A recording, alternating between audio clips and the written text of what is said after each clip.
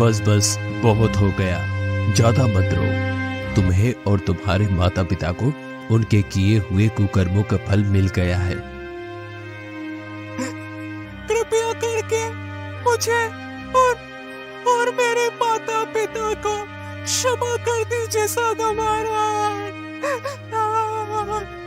कृपया करके हमें क्षमा कर दीजिए। ठीक कबूतर ने इतना कहा ही था कि तभी रंग बिरंगी किरणों के साथ उसके घोंसले में एक सुनहरा अंडा प्रकट हो गया।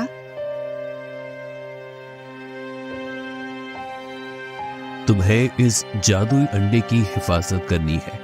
ये कोई साधारण अंडा नहीं है, बल्कि ये जादुई अंडा धरती में छिपे खजाने का पता बता सकता है और किसी भी रहस्यमय बीमारी को ठीक कर सकता है। कुछ समय बाद एक बूढ़ा आदमी यहाँ आएगा जो रो रहा होगा। तुम इस अंडे को उस बूढ़े को दे देना।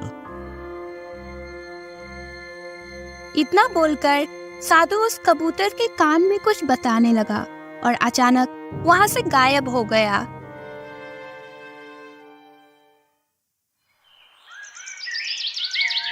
केशवनगर राज्य के एक छोटे से गांव हरियालीपुर में बूढ़ा अभिमन्यु अपनी बूढ़ी पत्नी राधा के साथ रहा करता था। अभिमन्यु जंगल से लकड़ियां काटकर बाजार में बेचा करता था। एक दिन अभिमन्यु कुल्हाड़ी लेकर अपने घर से बाहर निकलने ही वाला था कि तभी वो जोर जोर से खांसने लगा। अभिमन्यु को खांसते हुए देख अभिमन्यु की पत्नी राधा उससे बोली, आपको क्या हुआ? अरे पता नहीं राधा, कुछ दिनों से ये खांसी मुझे बहुत परेशान कर रही है। अगर आपने अपनी बीमारी का इलाज नहीं कराया तो ये और बढ़ जाएगी। भगवान न करे अगर आप ज्यादा बीमार पड़ गए तो फिर क्या होगा? अपनी पत्नी की बात सुनकर अभिमन्यु गहरी सोच में डूबता हुआ बोला, शायद तुम ठीक कह रही हो राधा। अब मुझे लकड़ियां काटने में भी समस्या होने लगी है और मैं जल्दी थक भी जाता हूं। लेकिन तुम चिंता मत करो, मैंने सुना है कि केशव नगर के महाराज बहुत दयालु हैं। मैं आज ही उनसे मदद मांगने के लिए जाऊंगा। हाँ जी, जैसा आपको सही लगे।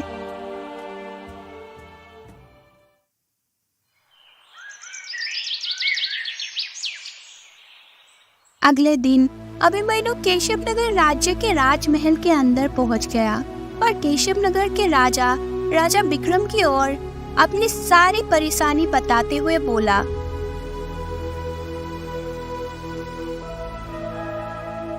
मेरी मदद कीजिए महाराज। मुझे अपनी बीमारी के इलाज करने के लिए कुछ धन की आवश्यकता है। मदद कीजिए महाराज। हम अपनी प्रजा को मुसीबत में नहीं देख सकते अभिमन्यु। ठीक है, हम तुम्हारी मदद जरूर करेंगे। इतना बोलकर राजा विक्रम ने 100 स्वर्ण मुद्राओं की एक पोटली अभिमन्यु को दे दी। जाओ और अपनी बीमारी का इलाज कराओ, जाओ। अभिमन्यु स्वर्ण मुद्राओं की थैली लेकर खुशी खुशी महल से बाहर निकल आया। वो अपने गांव के जंगल के रास्ता पहुंचा ही था कि तभी एक पेड़ के पीछे से नकाबपोश निकलकर अभिमन्यु के सामने खड़ा हो गया। कौन हो तुम? क्या तुम्हें पता नहीं कि तुम मेरे यानी रंगा इलाके में हो? तुम्हारे हाथ में जो कुछ भी है वो मुझे दे दो। ऐसा मत करो, मेरे हाथ में 100 स्वर्ण मुद्राओं की थैली है जो राजा विक्रम ने मुझे दी है। मैं एक गरीब व्यक्ति हूँ और मेरे घर में सिर्फ और सिर्फ मैं और मेरी पत्नी है और हमारी कोई संतान भी नहीं है। देखो, मैं कुछ दिनों से बीमार चल रहा हूँ और बीमार होने की वजह से मैं कोई काम काज नहीं कर पा रहा हूँ। इसी कारण से मदद मांगने के लिए राजा विक्रम के पास गया था, तो उन्होंने मुझे ये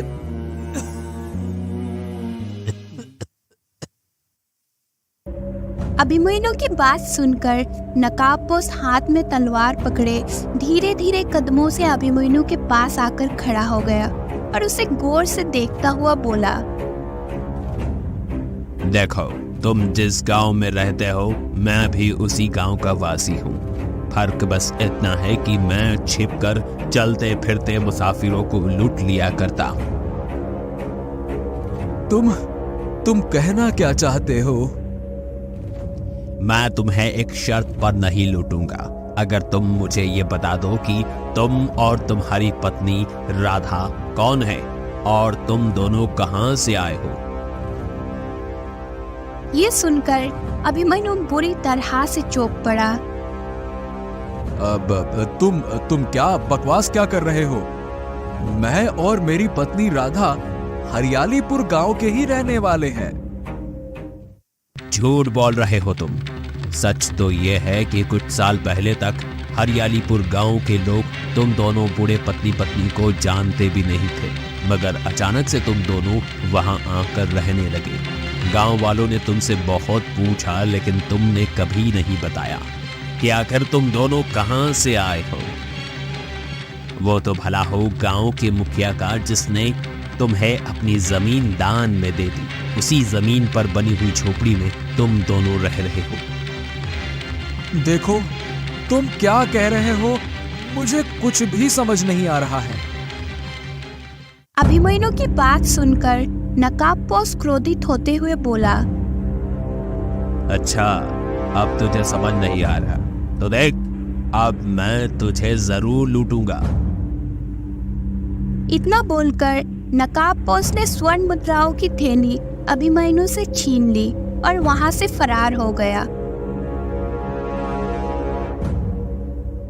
अभिमन्यु उदास होकर अपने घर लौट आया और अपनी पत्नी को सारी घटना बताते हुए बोला, अरे मैं क्या बताऊं राधा, उस डाकू की विचित्र बातें मुझे कुछ भी समझ नहीं आई। आखिर वो कहना क्या चाहता था? उसकी बात छोड़िए कि वो क्या कहना चाहता था। आप ये सोचिए कि उसने आपको लूट लिया, अब हम क्या करेंगे? हाँ, तुम सच कह रही हो राधा। अब तो मैं दोबारा महाराज से मदद मांगने के लिए भी नहीं जा सकता। लेकिन तुम चिंता मत करो, मैं गांव के जमींदार से कुछ कर्ज मांग लूंगा।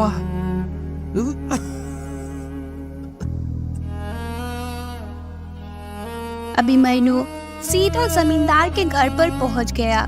बूढ़ा अभिमन्यु को देखकर जमींदार मुस्कुराते हुए बोला, क्या बात है अभिमन्यु, तुम इस वक्त और यहाँ मेरी हवेली में क्या कर रहे हो? जमींदार, हाथ जोड़ के निवेदन है, मुझे थोड़े से धन की आवश्यकता है। मैं बहुत जल्दी आपको लौटा दूंगा, बस आप दे दो। ठीक है अभिमन्यु, परंतु एक बात याद रखना, मैं कर्ज ब्याज सहित देता हूँ। जब तुम्हारा कर्ज लौटाने का समय आएगा तब मैं अपना कर्ज ब्याज सहित लूंगा। जी जमींदार साहब, मुझे सब मंजूर है। पूरी बात तो सुन लो अभिमन्यु, अगर तुम मेरा कर्ज ब्याज सहित नहीं लौटा पाए तो मैं तुम्हारी झोपड़ी में कब्जा कर लूंगा और तुम दोनों पति पत्नी को धक्के देकर बाहर निकाल दूंगा। फिर झोपड़ी को बेचकर अपना कर्ज ब्याज सहित वसूल कर लूंगा। इतना बोलकर जमींदार ने कुछ धन अभिमन्यु को पकड़ा दिए। अभिमन्यु उस धन को लेकर घर पर आ गया और अपने इलाज एक वैद्य से कराने लगा। कुछ समय बाद अभिमन्यु बिल्कुल स्वस्थ हो गया। स्वस्थ होने के बाद अभिमन्यु की पत्नी राधा उससे बोली, आप अब पूरी तरह से स्वस्थ हो चुके हैं। हाँ, तुम सही कह रही हो राधा। अब मुझे पहले से ज्यादा मेहनत करनी होगी। मुझे जंगल में ज्यादा लकड़ियां काट कर बेचनी होगी क्योंकि मुझे जमींदार का कर्ज भी चुकाना है। अभिमन्यु ने इतना कहा ही था कि तभी अचानक जमींदार एक व्यक्ति के साथ वहां पर आ पहुंचा और अभिमन्यु से बोला, मैं तुम्हें केवल 2 दिन का समय देता हूं। अभिमन्यु, मुझे मेरा धन ब्याज सहित वापस चाहिए। लेकिन जमींदार साहब, ये कैसी बात कर रहे हैं आप? आपने देखा तो है मैं कितना बीमार था और मैं अभी अभी तो स्वस्थ हुआ हूँ। मुझे कुछ समय और चाहिए। नहीं अभिमन्यु, 2 दिन के अंदर अगर तुमने मेरा धन ब्याज सहित वापस नहीं दिया तो वादे के मुताबिक मैं तुम्हें और तुम्हारी पत्नी को धक्के देकर इस झोपड़ी से बाहर निकाल दूंगा। और वैसे भी ये झोपड़ी भी तुम्हारी नहीं है, तो तुम्हें कोई अफसोस होना भी नहीं चाहिए। उस व्यक्ति की आवाज सुनकर अभिमन्यु चौंक पड़ा। मैंने तुम्हें पहचान लिया है। तुम तो वही हो ना जिसने मुझे जंगल में लूटा था जब मैं राजा विक्रम से 100 स्वर्ण मुद्राएं लेकर आ रहा था। बोलो। तुमने बिल्कुल सही पहचाना अभिमन्यु, मैं वही डाकू हूँ। जमींदार के कहने पर मैं लूटपाट करता हूँ। सच कहा जाए तो मैं और जमींदार दोनों बहुत अच्छे दोस्त हैं। क्या? ये गलत है जमींदार, ये बहुत गलत किया तुमने। जानता हूँ ये गलत है अभिमन्यु। अब मुझे पता लगा कि तुम राजा विक्रम से मदद मांगने के लिए गए हो। मैंने तभी रंगा को तुम्हारे पीछे लगा दिया। अगर मैं ऐसा नहीं करता तो तुम मुझसे कर्ज मांगने कैसे आते? और अगर मैं तुम्हें कर्ज नहीं देता तो इस झोपड़ी पर मैं कब्जा कैसे करता? आखिर झोपड़ी को हमसे छीन कर तुम्हें क्या मिलेगा जमींदार? तुम्हारे पास तो बहुत बड़ी हवेली है और बहुत सारा धन है, फिर तुम हमारे पीछे क्यों पड़े हुए हो? तुम इस बात से कोई लेना देना नहीं कि मुझे इस झोपड़ी को तुमसे छीनकर क्या मिलेगा।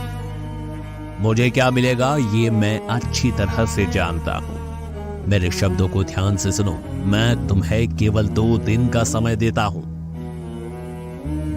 इतना बोलकर जमींदार उस व्यक्ति के साथ वहां से चला गया। जमींदार के जाते ही राधा फूट फूट कर रोने लगी।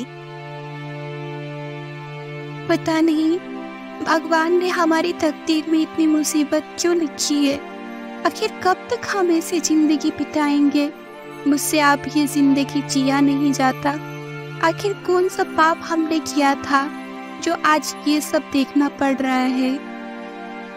धीरज रखो राधा, धीरज रखो। ऊपर वाला है हमारे साथ, एक दिन सब ठीक कर देगा। हाँ, आप सही बोल रहे हैं। धीरज रखने के अलावा और हम कर भी क्या सकते हैं?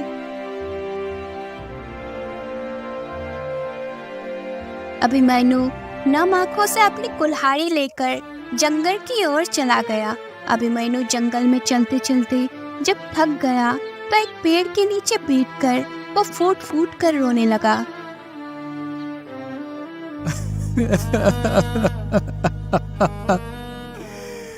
अरे मैं 2 दिन में जमींदार का धन कैसे वापस करूंगा भगवान? ये क्या हो रहा है? अगर मैंने उसे धन नहीं दिया तो वो मुझसे रहने का ठिकाना भी छीन लेगा। फिर अब कहाँ जाएंगे, कहाँ जाएंगे, कहाँ जाएंगे? तभी अचानक अभिमन्यु के सामने एक कबूतर आकर बैठ गया और अभिमन्यु को गौर से देखने लगा। अभिमन्यु उस कबूतर को देखकर रोते हुए बोला, अब मुझे ऐसे क्या देख रहे हो? मुझसे अच्छे तो तुम हो। अरे कितने अच्छे लग रहे हो। आजाद पंछी की तरह इस जंगल में उड़ तो सकते हो। तुम्हें रहने की भी चिंता नहीं है। तुम तो जिस पेड़ पर बैठो वही तुम्हारा ठिकाना है। क्या बताऊं मैं कहाँ फंस गया। ऐसा नहीं है, हम कबूतर भी अपना घोंसला बनाते हैं। कबूतर के मुंह से इंसानी आवाज सुनकर अभिमन्यु बुरी तरह से डर गया। मुझे देखकर डरो मत। जब मैंने तुम्हें रोते हुए देखा तो मैं यहाँ पर आ गया। क्या? मैं मतलब तुम तो कबूतर हो, तुम इंसानी आवाज में कैसे बात कर सकते हो? इसका रहस्य तुम्हें कुछ समय बाद पता लग जाएगा। मेरी बात ध्यान से सुनो। मेरे घोंसले के ऊपर एक अंडा रखा हुआ है। वो एक जादुई अंडा है और मैं वो अंडा तुम्हें देना चाहता हूँ। उस अंडे की खासियत ये है कि वो जमीन में गड़ा हुआ धन बताता है। इस अंडे की मदद से तुम्हें उस गड़े हुए धन को निकालने के लिए मेहनत नहीं करनी पड़ेगी। तुम्हें केवल अंडे को गड़े हुए धन के स्थान पर रखना होगा और धन स्वयं वहां से निकल आएगा। मगर एक बात याद रखना, तुम्हें इस अंडे की अपनी जान से भी ज्यादा हिफाजत करनी होगी। चाहे कोई भी कितनी भी मिन्नतें करके तुमसे ये अंडा क्यों ना मांगे, तुम उसे ये अंडा नहीं दोगे। अगर तुमने ऐसा किया तो तुम और तुम्हारी पत्नी उसी समय मर जाओगे। समझे? मर जाओगे, ध्यान रखना। इतना बोलकर कबूतर उड़ते हुए अपने घोंसले पर बैठ गया। अभिमन्यु ने देखा कि उसके घोंसले में एक अंडा रखा हुआ था जो सुनहरी किरणों से चमक रहा था। अभिमन्यु उस अंडे को लेकर अपने घर आ गया और सारी घटना अपनी पत्नी को बताते हुए बोला, देखो राधा, अब हमें और परेशान होने की जरूरत नहीं है। लगता है भगवान ने हमारी मदद की है।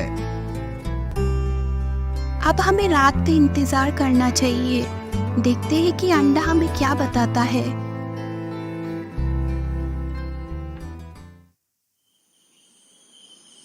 रात के समय अभिमन्यु ने सुनहरे रंग की किरणों से चमकने वाली जादुई अंडे को निकाल लिया। अचानक उस अंडे के अंदर से आवाज आई, जिस स्थान पर तुम बैठे हो वहां पर बहुत पुराने राजा का धन गड़ा हुआ है। अभिमन्यु तुरंत उस स्थान से उठ गया और उसने अंडा उसी स्थान पर रख दिया। अगले ही पल वहां पर स्वर्ण मुद्राओं का ढेर लग गया। अभिमन्यु खुशी से चीखता हुआ अपनी पत्नी राधा से बोला, हाँ, क्या? देखा राधा, ये उस जादुई कबूतर ने बिल्कुल सही कहा था। इस अंडे ने हमें बताया कि धन कहाँ गड़ा हुआ है। और जैसे ही मैंने इस अंडे को उस स्थान पे रखा, अरे धन तो अपने आप निकल आया। देखो राधा। और मुझे लगता है कि जमींदार इस बात को जानता था कि मुखिया के घर में किसी पुराने राजा का धन गड़ा हुआ है, इसीलिए वो हमसे झोपड़ी छीनना चाहता था। हाँ, तुम सही कहती हो राधा। अब मैं उस जमींदार का कर्ज ब्याज सहित उसके मुंह पर मार दूंगा। बड़ा आया कहीं का जमींदार।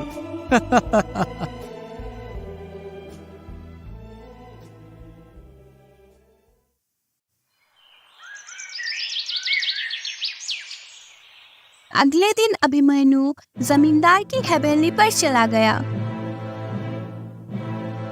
और उसे धन पकड़ाते हुए बोला, अरे ओ जमींदार साहब, ये लो तुम्हारा धन और ब्याज दोनों मैंने वापस कर दिया, रखो।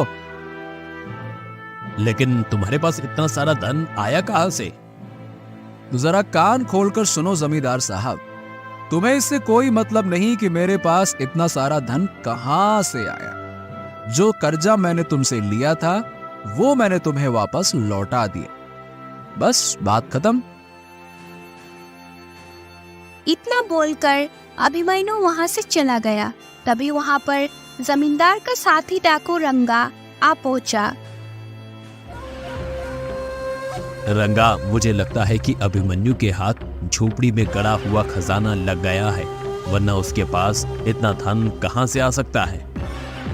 लेकिन आप तो कह रहे थे कि इस खजाने के बारे में केवल आप ही जानते थे। यही तो मैं सोच रहा हूं कि उस खजाने के बारे में केवल मैं ही जानता था, लेकिन मैंने इसीलिए मुखिया से कई दफा झोपड़ी खरीदने की बात की थी, लेकिन मुखिया ने मना कर दिया। बाद में मैंने मुखिया से भी हिस्सेदार बनने के लिए कहा था, मगर मुखिया ने अपनी झोपड़ी में खजाने होने की बात से इनकार कर दिया और उसके कुछ कहने के बाद मुखिया ने अभिमन्यु को झोपड़ी दान में दे दी और स्वर्ग सिधार गया।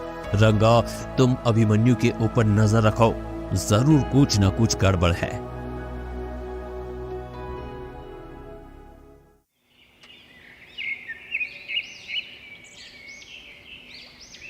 उस दिन से रंगा अभिमन्यु पर नजर रखने लगा।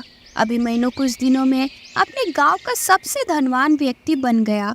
वो गांव के सभी गरीब व्यक्तियों की हाथ खोलकर मदद करने लगा। एक दिन रंगा ने अभिमन्यु के हाथ में रात के समय वो चमकदार सुनहरा अंडा देख लिया।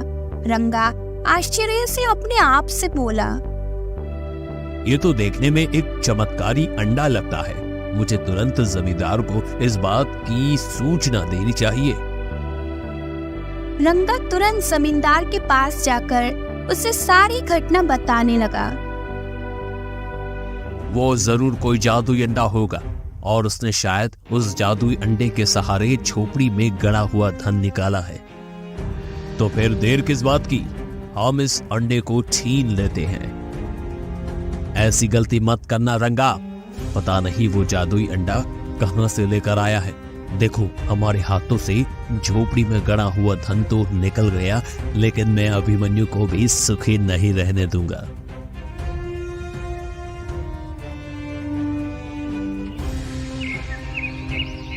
जमींदार रंगा के साथ सीधा राजमहल पहुंच गया, जहां पर राजा विक्रम चिंतित अवस्था में बैठा हुआ था। जमींदार राजा विक्रम की ओर देखकर बोला, महाराज, हमारे गांव में अभिमन्यु नाम का एक गरीब आदमी रहता है। उसके पास एक अद्भुत चमत्कारी अंडा है। वो रात के समय सोने की तरह सुनहरे रंगों में चमकता है। मुझे लगता है कि वो अंडा राजमहल की शोभा बढ़ाए, तो शायद अच्छा होगा। ये सुनकर राजा विक्रम बुरी तरह से चौंक पड़ा। ठीक है, तुम दोनों यहीं रुको, मैं अभी आता हूँ। राजा विक्रम तुरंत महल के एक कक्ष की ओर बढ़ गया, जहां उसकी पुत्री राजकुमारी सुलेखा बेहोश पड़ी हुई थी और एक साधु उसे देख रहे थे। राजा विक्रम साधु के पास जाकर बोला, साधु महाराज, क्या मेरी पुत्री ठीक हुई? महाराज, मैं आपको पहले ही बता चुका हूँ कि आपकी पुत्री को एक रहस्यमय बीमारी है, जिसे कोई वैद्य ठीक नहीं कर सकता।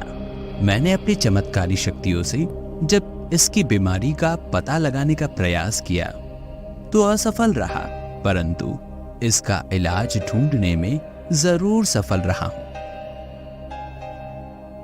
साधु की बात सुनकर राजा विक्रम तुरंत फिर से दरबार में आ पहुंचा और जमींदार और रंगा की ओर देखकर बोला, क्या तुम्हें विश्वास है कि अभिमन्यु के पास जो जादुई अंडा है वो सुनहरे रंग की किरणों से चमकता है? महाराज, मैं सच कह रहा हूँ।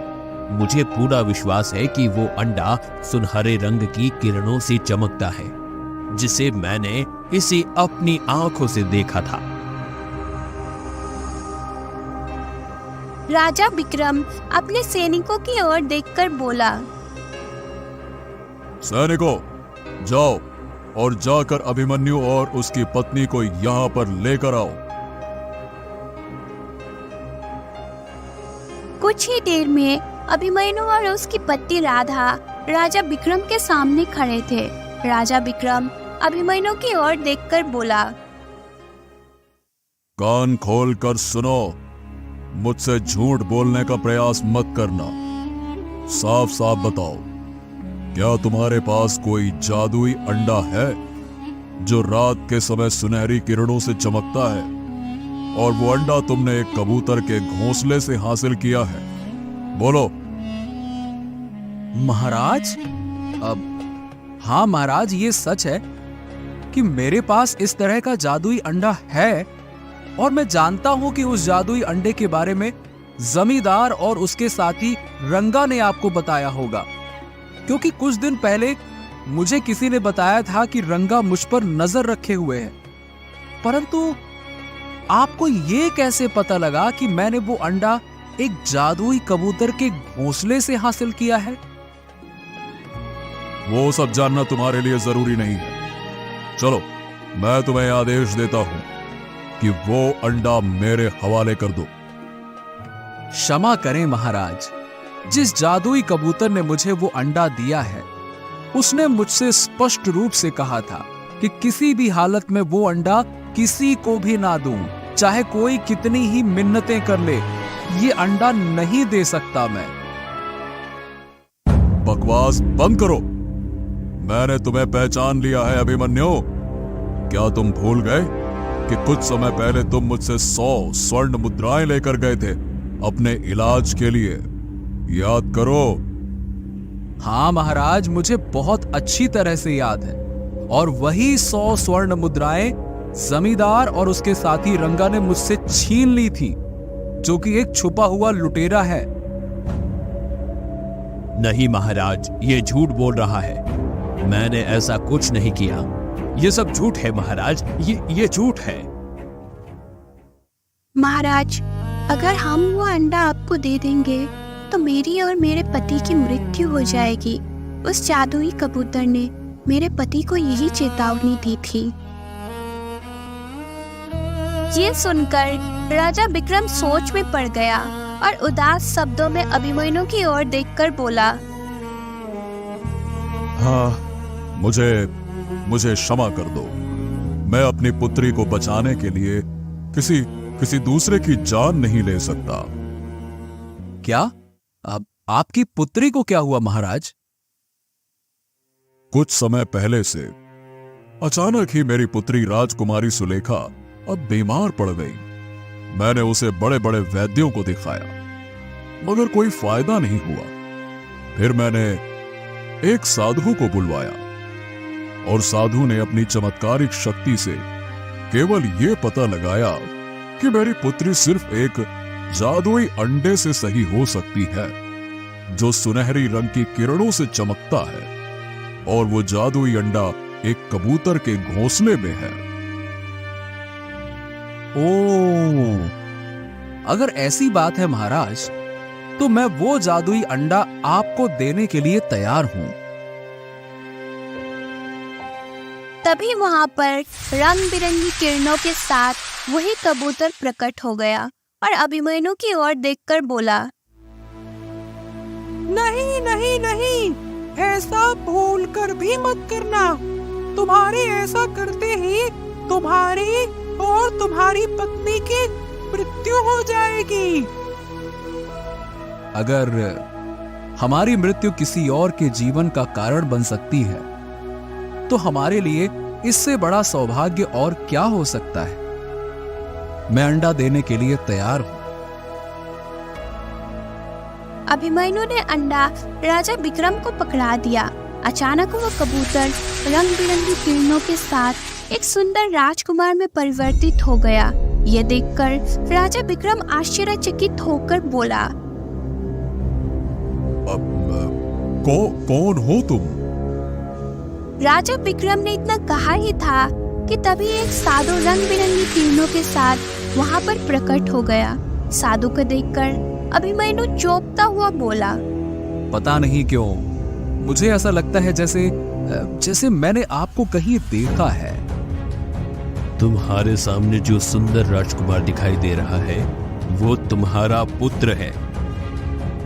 साधु महाराज, मेरी तो कोई संतान ही नहीं है।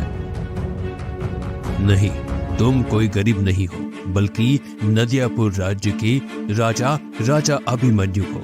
कुछ वर्षों पहले तुम बहुत ही घमंडी थे और तुम्हारी पत्नी भी, यहाँ तक कि तुम्हारा पुत्र राजकुमार अशोक भी एक बहुत ही घमंडी राजकुमार था, जो कि इस समय तुम्हारे सामने खड़ा है। तुम्हारे अत्याचार से प्रजा तुमसे बहुत दुखी थी। जब मैंने तुम्हें अत्याचार करने के लिए मना किया तो तुमने साफ इनकार कर दिया। क्रोधवश आकर मैंने तुम्हें श्राप दे दिया और तुम दोनों एक बूढ़े और बूढ़ी में परिवर्तित हो गए और अपनी याददाश्त भूलकर हरियालीपुर गांव में बस गए। मैंने तुम्हारे पुत्र राजकुमार को भी एक कबूतर में परिवर्तित कर दिया। राजकुमार मेरे सामने बहुत रोया। मुझे राजकुमार पर तरस आ गया। मैंने राजकुमार को एक जादुई अंडा दिया और उसके कान में कहा कि कुछ समय बाद एक बूढ़ा तुम्हें मिलेगा, तुम इस अंडे को उसको दे देना। वो बूढ़ा तुम्हारा पिता होगा। और ऐसा ही हुआ।